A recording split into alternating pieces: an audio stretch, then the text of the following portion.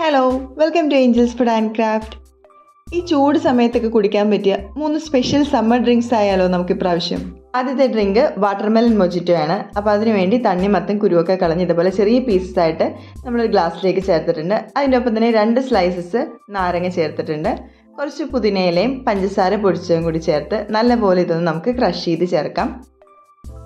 ഇങ്ങനെ നല്ലപോലെ ക്രഷ് ചെയ്ത് ചേർത്തതിന് ശേഷം ഇതിലേക്ക് ഒരു പച്ചമുളക് കൂടി ഞാൻ വെച്ച് കൊടുക്കുന്നുണ്ട് ഇതേപോലെ. ഇനി നമുക്കിതിലേക്ക് സോഡ ചേർത്ത് കൊടുക്കാം. സോഡ ഇല്ലെങ്കിൽ സാധാ തണുത്ത വെള്ളം ചേർത്ത് കൊടുത്താലും മതിയാകും. എന്നിട്ട് നല്ലപോലെ ഇതൊന്ന് മിക്സ് ചെയ്ത് ചേർത്ത് കൊടുക്കാം.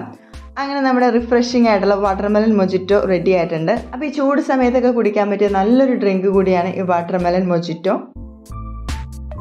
ഇനി അടുത്തത് നമ്മൾ റെഡിയാക്കുന്നത് റിഫ്രഷിംഗ് കുക്കുംബർ ഡ്രിങ്ക് ആണ്. അതിനുവേണ്ടി ഒരു കുക്കുംബറിന്റെ പകുതി ഇതേപോലെ ചെറുതായിട്ട് ചോപ്പ് ചെയ്തെടുത്തിട്ടുണ്ട്. ഇത് നമുക്കൊരു മിക്സിയുടെ ജാറിലേക്ക് ചേർത്ത് കൊടുക്കാം. അതോടൊപ്പം തന്നെ ഒരു പകുതി നാരങ്ങയുടെ നീരും നമുക്കിതിലേക്ക് ചേർത്ത് കൊടുക്കാം. ഇനി നമുക്കിതിലേക്ക് നല്ല തണുത്ത വെള്ളം ചേർത്ത് കൊടുക്കാം. അതോടൊപ്പം തന്നെ ആവശ്യത്തിന് ഉപ്പ് കൂടി നമുക്കിതിലേക്ക് ചേർത്ത് കൊടുക്കാം. എന്നിട്ട് നമുക്കിത് നല്ലപോലെ ഒന്ന് ബ്ലെൻഡ് ചെയ്തെടുക്കാം. അരിച്ചെടുത്തതിന് ശേഷം നമുക്കിതൊന്ന് അരിച്ചുകൂടി എടുക്കാം. ഇനി നമുക്കിതൊരു സെർവിങ് ഗ്ലാസ്സിലേക്ക് ചേർത്ത് കൊടുക്കാം. നമുക്ക് വെള്ളത്തിന് പകരം സോഡയും യൂസ് ചെയ്യാവുന്നതാണ്. അപ്പോൾ ഇതും നല്ലൊരു അടിപൊളി ഹെൽത്തി ഡ്രിങ്ക് തന്നെയാണ്. നല്ല റിഫ്രഷിംഗ് ആവുന്ന ഒരു ഡ്രിങ്ക് കൂടിയാണ്.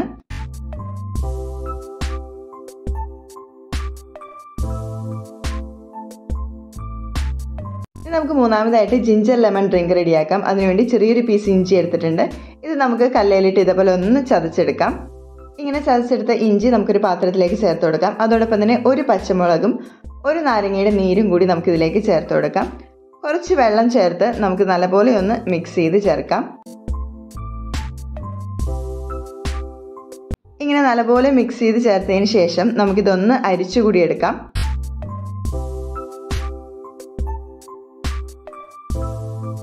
ഇങ്ങനെ നല്ലപോലെ ഉടച്ചരിച്ച് എടുത്തതിന് ശേഷം ഇതിലേക്ക് ആവശ്യത്തിന് വെള്ളം ചേർത്ത് കൊടുക്കാം.